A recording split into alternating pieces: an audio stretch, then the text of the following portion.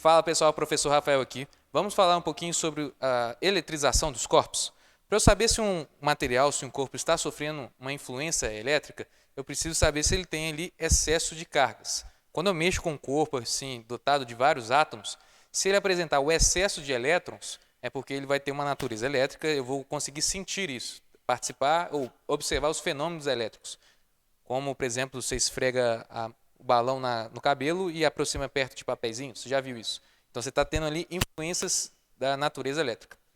Ou quando você pega esse corpo e ele está com excesso de cargas positivas. Só que o excesso de cargas positivas é porque ele perdeu elétrons. As cargas positivas são prótons e eles não gostam de sair onde estão. Mas os elétrons têm muita mobilidade. Então, no nosso processo de eletrização, você sempre vai pensar que os elétrons estão se movendo, ou transferindo de lugar para o outro, estão se movendo e tudo mais, se deslocando. Então, se eu pego, só para a gente relembrar, toda vez que eu vou ver nos fenômenos elétricos coisas se repelirem, é porque eles podem ser ambos positivos ou ambos negativos. Por isso que é difícil você ver no dia a dia e saber se isso está eletrizado positivo ou negativamente, porque se repeliu, pode ser um dos dois. Mas se durante esse processo eles se atraírem, você pode dizer que eles estão com cargas opostas, porque cargas opostas se atraem. Você não consegue afirmar necessariamente quem é positivo ou negativo, mas sente essa influência. Os tipos de processo de eletrização, pegar um corpo e gerar excesso de cargas nele, podem ser de três formas. O primeiro é o mais simples, que é o mais do dia a dia. Quando você tira a camisa assim, você atritou, raspou sua camisa em você, no seu corpo. Então, os átomos eles encostaram um no outro e houve transferência de elétrons um para o outro.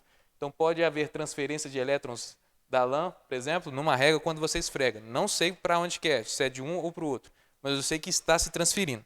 Então, esse processo a gente chama que é por eletrização por contato.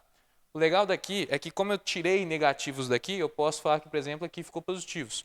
Como chegou negativos aqui, ficou tudo negativo. Ou seja, na eletrização por contato, os corpos sempre ficam com cargas de sinais opostos.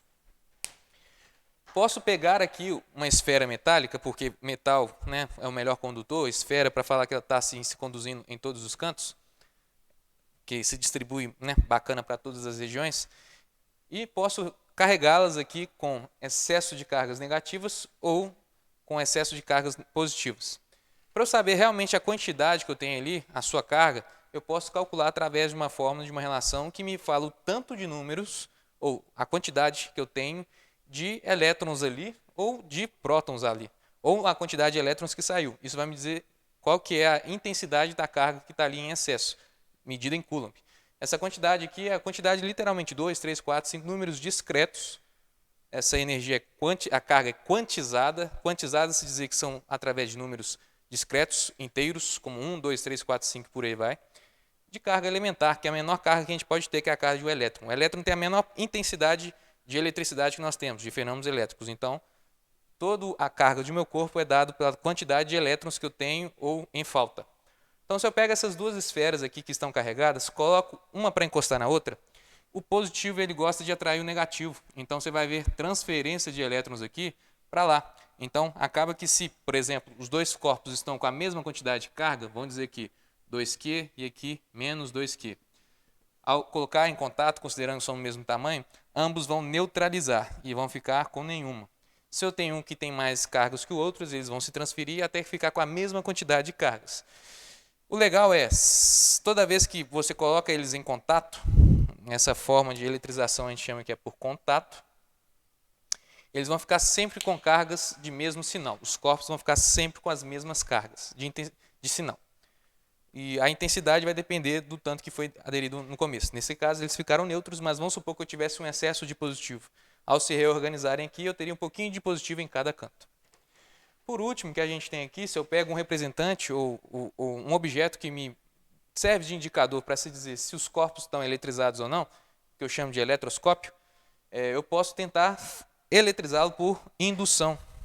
Indução é meu terceiro método aqui. Eu vou induzir cargas, vou gerar ali influências de cargas. Se eu aproximo um bastão positivo aqui, negativos gostam do positivo, eles ficarão para cá. Só que eu vou gerar dois polos. Lá do extremo eu tenho negativo, aqui no extremo eu vou ter positivos. Essa minha folha aqui, como ela vai ficar com extremos positivos, porque os elétrons meio que foram andando de um caminho para o outro, elas vão se repelir. Então essas folhas aqui vão se abrir. Isso é um indicador para mim para se dizer se esse corpo está eletrizado ou não. Durante esse processo aqui, em que aqui fica com excesso de positivo, se porventura eu colocar um fio terra aqui, ligado aqui à terra ou ligado a um outro objeto, essas cargas aqui irão se deslocar. E então eles sairão daqui. Ao fazer isso, essa parte continua sendo positiva, porque só essa parte que ficou neutralizada, ou então as cargas se desceram. Por causa disso, se eu afastar o bastão, cortar o fio terra e afastar o bastão, eu tenho aqui um processo de excesso de cargas. Então, esses são os meios que nós temos de eletrizar um corpo, os 3 processos de eletrização. Até a próxima, pessoal.